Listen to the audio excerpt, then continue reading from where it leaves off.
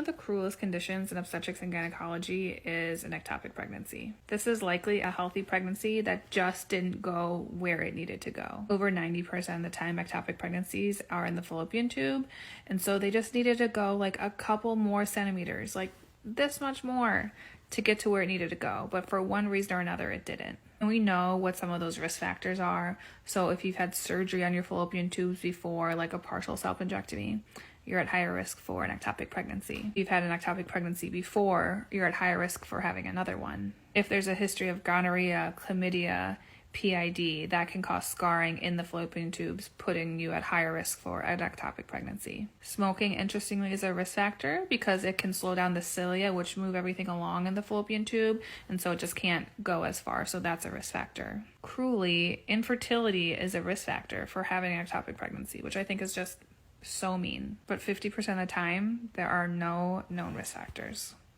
Just for one reason or another, it just didn't go those couple more centimeters.